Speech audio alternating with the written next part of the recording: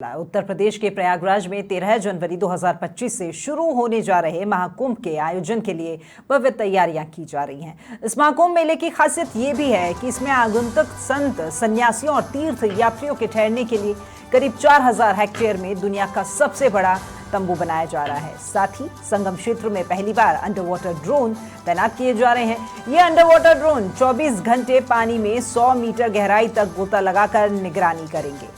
इसके अलावा तीर्थ यात्रियों और अन्य आगंतुकों की सुविधा के लिए 92 सड़कों का नवीनीकरण और साथ ही 30 पंटून पुलों का निर्माण किया जा रहा है।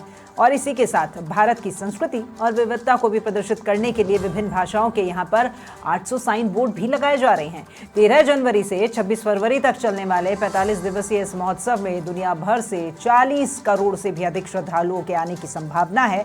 और इसी के चलते संगम क्षेत्र में पहली बार AI तकनीक का भी इस्तेमाल होने जा रहा है। वहीं 56 साइबर विशेषज्ञों की एक टीम ऑनलाइन खतरों की निगरानी भी करेगी, जिसके लिए सभी पुलिस थानों में साइबर हेल्प डेस्क भी स्थापित किए जा रहे हैं। इसके अलावा बात करें सुरक्षा व्यवस्था की, तो इसको लेकर के 23,000 CCTV कैमरे और AI आधारित चैटबॉट्स का भी इस्तेमाल किया जाएगा। हम आपको बता दें, PM मोदी प्रयागराज में लगने वाले महाकुंभ 2025 का औपचारिक आगाज कर चुके हैं और अब महाकुंभ को अंतिम रूप दिया जा रहा है। 13 जनवरी से महाकुंभ की औपचारिक शुरुआत हो जाएगी। तो ज्यादा जानकारी के साथ में यूपी से हमारे साथ में अमरीश जुड़े हुए हैं। हम उन्हीं का रुख करते हैं फोन लाइन पर। अमरीश, महाकुंभ बहुत नजदीक है और जो जो समय निकल रहा है, शायद जिम्मेदारों के ऊपर वो टेंशन या फिर वो जिम्मेदारी का एक एहसास कि कैसे जो तैयारियां हम कर रहे हैं उनमें कहीं कोई कमी ना रह जाए, इसके लिए शायद अंतिम चरण में एक बार फिर से क्रॉस चेक किया जा रहा होगा। लेकिन निश्चित तौर पर राखी, आज 30 दिसंबर है और मुख्यमंत्री की तरफ से 30 दिसंबर की डेडलाइन वो दी गई थी कि 30 दिसंबर तक महाकुंभ 2025 के लिए सभी तैयारियां पूरी हो जानी चाहिए। पिछले कई अवसर ऐसे आए जब तैयारियों का निरीक्षण करने CM योगी खुद पहुंचे थे और जगह जगह पर उन्होंने कुछ कमियां देखी थी, जिसके लिए उन्होंने अधिकारियों को लताड़ भी लगाई थी। 13 दिसंबर को कुंभाभिषेकम हुआ था। प्रधानमंत्री नरेंद्र मोदी ने कुंभाभिषेकम करके अनऑफिशियली एक शुरुआत की थी, जिसके बाद से तमाम वो अखाड़े, तमाम वो साधु संत शहर भर में पेशवाई करने के बाद अपने अपने स्थानों को जिन्होंने ग्रहण किया था। लेकिन पिछले बार जब मुख्यमंत्री योगी आदित्यनाथ कुंभ की तैयारियों का निरीक्षण करने के लिए पहुंचे थे, तो 30 जिन पांटून पुलों का आपने जिक्र किया, उस 30 पांटून पुलों में से 20 का ही निर्माण जो है वो स्थायी रूप से हो सका था, जबकि 10 पर काम चल रहा था। कुछ चकड़ प्लेटें भी थी जो कि महाकुंभ की कई ऐसे स्थानों को जोड़ने का काम कर रही थी, जिनके पर तैयारियां हो रही थी। साथ ही साथ साधु संतों ने भी अपने स्थानों को लेकर, अपने अखाड़ों को लेकर, अपने तंबुओं और कैंपों को लेकर भी मुख्यमंत्री योगी आदित्यनाथ के अधिकारियों से भी शिकायत लगाई थी, जिसके लिए मुख्यमंत्री योगी आदित्यनाथ ने त्वरित कार्रवाई करने का आश्वासन भी उनको दिया था। शहर की सुरक्षा, महाकुंभ 2025 की सुरक्षा के लिए, क्योंकि वैश्विक पटल पर एक अद्भुत आयोजन होना है, उसको सुगम बनाना है। प्रदेश सरकार की और केंद्र सरकार की अपनी नीतियां हैं, भारी भरकम बजट मिला है, लेकिन उत्तर प्रदेश खासतौर पर अगर प्रयागराज की बात करें राखी, तो ऐसे आयोजन के लिए प्रयागराज हमेशा तैयार रहता है। इस बार भी 40 करोड़ से अधिक श्रद्धालुओं के आने की उम्मीद है और जब ऐसा जनमानस एक वैश्विक पटल से जुड़ेगा तो निश्चित तौर पर सरकार की भी जो आशा है, जो अपेक्षाएं वो बढ़ जाती हैं। प्रयागराज एक ऐसा क्षेत्र है, एक ऐसा जिला है जिसने अपने आप में ही अद्भुत कलाएं और अद्भुत संगम समेट कर रखा हुआ एक संस्कृति का महासंगम है प्रयागराज। लेकिन पिछले दिनों हमने देखा था जिस तरीके से खालिस्तानी आतंकी गुरपंत सिंह पन्नू ने भारत को खासतौर पर महाकुंभ 2025 के लिए धमकी भरा एक संदेश भेजा था, जब 3 खालिस्तानी आतंकियों को मार गिराया गया था पीलीभीत जिले में। उसके बाद ही महाकुंभ में श्रद्धालुओं की कड़ी सुरक्षा के लिए स्नाइपर्स के जवानों को तैनात किया गया था। किला हो, संगम नोट हो, अरेल घाट के आसपास स्नाइपर्स के जवान जो हैं उनको तैनात रहने के लिए निर्देशित किया गया था। एक बड़ी बात बता दे राखी कि कल शाम से ही NSG कमांडो ने अपनी अपनी जिम्मेदारी संभाल ली है। इसके साथ साथ अगर हम सुरक्षा की बात करें तो स्नाइपर के साथ साथ NSG के भी वो कमांडो हैं। इसके अलावा ATS और STS के अपने जो उनके जो सुरक्षा कर्मी हैं उन्होंने महाकुंभ 2025 को अभेद किले में तब्दील कर दिया है। जी। साथ ही साथ एनएसजी, एटीएफ और एसटीएफ के भी कुछ ऐसे जवान हैं जो दुश्मन को एक ही गन शॉट में खत्म करने की क्षमता रखते हैं, और ये स्नाइपर्स के जवानों को भी महाकुंभ की सुरक्षा के लिए तैनात किया गया है। स्नान पर्वों से ठीक पहले भी उन क्षेत्रों का दौरा होगा जहां पर ऐसा लगता है कि कुछ भी अगर हल्की भी चूक हुई, क्योंकि वीवीआईपी मूवमेंट भी होगी, आम जनमानस भी आएगा, तो ऐसे में महाकुंभ की जो सुरक्षा है वो चाक चौबंद होगी। लेकिन एक अलग ही जनपद, एक अलग ही शहर बस रहा है प्रयागराज में। रोम रोम में संस्कृति जो है वो इस वक्त रात हो चाहे दिन हो वो तैर रही है। सुनहरे अक्षरों में महाकुंभ 2025 का नाम जो है वो जोड़ने के लिए प्रयागराज तैयार हो चुका है। राखी, शायद देखिए पहली बार इतना बड़ा जो आयोजन किया जा रहा है महाकुंभ को लेकर के इतने बरसों में, जिस दिन ये घोषणा की गई थी कि फिलहाल महाकुंभ को देखते हुए कुछ समय के लिए इस पूरे क्षेत्र विशेष को जिला घोषित कर दिया गया है, तो उसी दिन भी कहीं ना कहीं ये कयास तो लगाए जा रहे थे कि अब जिला घोषित कर दिया है, इसका मतलब व्यवस्थाएं जो होंगी वो अव्वल दर्जे की यहाँ पर मिलने वाली हैं। देखिए राखी, निश्चित तौर पर प्रयागराज के आसपास का जो क्षेत्र है, प्रयागराज को जो जोड़ने का राजमार्ग, अगर वो मध्य प्रदेश की बात करें या फिर कानपुर से प्रयागराज की सीमाएं जुड़ती हैं, लखनऊ राजधानी से जुड़ती हैं, लेकिन खासतौर पर अयोध्या में भव्य राम मंदिर बनने के बाद प्रयागराज में जो भी दर्शनार्थी आएंगे, जो भी श्रद्धालु आएंगे, क्योंकि 40 करोड़ से अधिक श्रद्धालुओं के पहुंचने की उम्मीद है।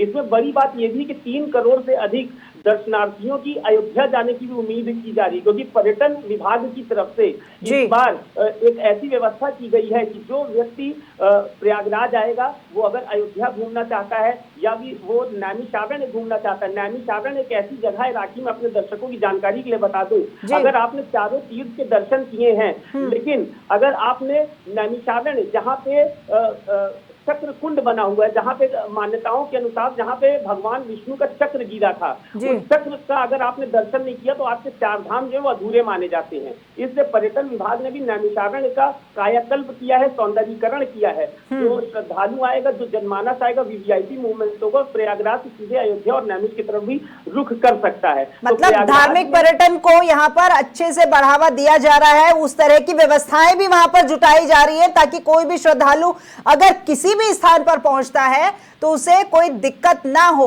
अमरीश, हम बात कर लेते हैं मौसम की। देखिए मौसम दिनों दिन जो है वो बार बार जो है वो पलटी खा रहा है।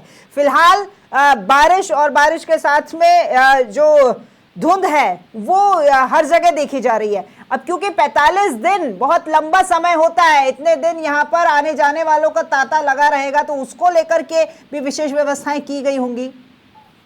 बिल्कुल, देखिए निश्चित तौर पर जो कमजोर है, गरीब है, उनके लिए तो रैन बसेरों का आयोजन हो रहा है, जिसमें राखी एक बड़ी बात बता दूं, कम से कम अगर 1 करोड़ भी ऐसे लोग आते हैं जो रैन बसेरों में ठहरना चाहते हैं तो उसकी भी कमी नहीं होगी, क्योंकि सरकार की ओर से जो प्रबंध किए गए हैं, उसके अलावा जो कई संस्थाएं हैं, जो प्राइवेट संस्थाएं, एनजीओ हैं, उनके माध्यम से भी पूरे प्रयागराज में ठहरने की व्यवस्थाएं रहती हैं। लेकिन अरैल में जो टेंट सिटी का निर्माण किया गया है उसका 1 हफ्ते पहले अवलोकन करने के लिए मुख्यमंत्री योगी आदित्यनाथ स्वयं पहुंचे थे, और उस टेंट सिटी के अंदर तमाम ऐसी सुविधाएं होंगी जो 3 स्टार और 5 स्टार होटलों में होती हैं। इसके अलावा कुछ बड़े होटल हैं जो प्रयागराज के आसपास के क्षेत्रों में बनाए गए हैं। लेकिन टेंट सिटी अपने आप में अद्भुत है। 2019 में सरकार ने टेंट सिटी का निर्माण कराया था, जो कि अस्थायी होती है, महाकुंभ के बाद जिसको हटा दिया जाता है। इस बार जो टेंट सिटी बनाई गई है उसमें पूरा ऐसा जो वैश्विक पटल पर जो लोग देश विदेश से आएंगे, जो ठहरना चाहते हैं, जो चाहते हैं कि घाटों के आसपास ही वो रहे, ताकि उनको जो दर्शन है गंगा यमुना और अदृश्य सरस्वती का वो हो सके, उनके लिए अरैल में टेंट सिटी का भी निर्माण कराया गया है, ताकि वो सुगमता के साथ महाकुंभ 2025 का नजारा भी ले सके और अध्यात्म की नगरी यानी प्रयागराज में वो पूरा लुत्फ उठा सके जो अगले 1.5 महीने में होने वाला है। राखी, ठीक है अमरीश, इस बार आकर्षण का केंद्र वो 6 घाट रहने वाले हैं, जहां पर एक साथ शाही स्नान और वहां पे पूजन कर्म जो है वो देखने को मिलेगा। ये एक लंबे समय के बाद में हो रहा है।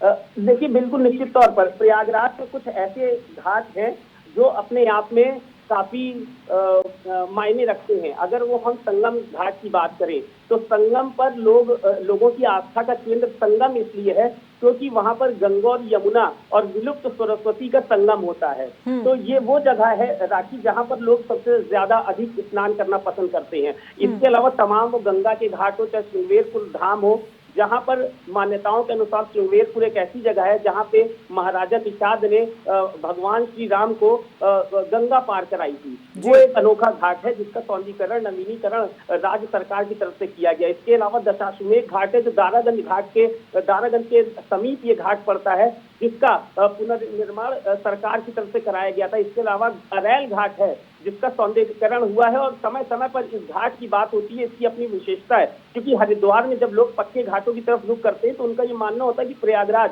जो सबसे बड़ा है, जो अपने आप में गंगा जमुना सरस्वती का एक समागम करता है, ऐसा घाट लोगों को मिले। तो अरैल ऐसा घाट है जहाँ पे इस तरीके की तमाम वो चीजें मौजूद हैं जो हरिद्वार के जो लोग जाते हैं उनके अलावा। इसके अलावा एक बड़ी बात ये भी बता दूं कि कम से कम करोड़ों ऐसे लोग होंगे, श्रद्धालु होंगे जो कल्पवास करेंगे। माघ मेले में तो कल्पवास करते ही हैं, लेकिन जो महाकुंभ में भी कल्पवास करेंगे। दूर दराज से, अलग अलग राज्यों से वो लोग आते हैं। राखी जो 1.5 महीने तक कल्पवास करते हैं, और ये मान्यता है कि जो उनके जो पूर्वज हैं और उनकी जो आने वाली पीढ़ी है उसका फायदा उनको मिलता है। यूं तो देखिए अमरीश, यूपी सरकार में योगी आदित्यनाथ जी ने यहाँ पर तस्वीर बदल दी है यूपी की, क्योंकि सौंदर्यीकरण और जितने भी सुधारात्मक कार्य वो कर रहे हैं लगातार। लेकिन ये कहना भी अतिशयोक्ति तो नहीं होगा कि ये महाकुंभ आया है, और खास तौर पर प्रयागराज और आसपास की जो तस्वीर कभी शायद नहीं सोची होगी, कितना लंबे समय में वो काम होना था,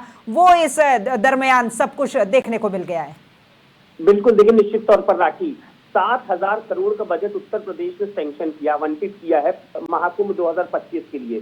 इसके अतिरिक्त केंद्र सरकार ने 2100 रुपए बजट जो है वो राज्य सरकार की तरफ से जो मांगा गया था वो दिया गया है। अनुपूरक बजट इस बार जब उत्तर प्रदेश सरकार, योगी सरकार की तरफ से लाया गया, तो उत्तर प्रदेश के अनुपूरक बजट में भी उन सभी चीजों को पूरा करने की कोशिश की गई जो महाकुंभ 2025 के बजट में जो कमी आ रही थी।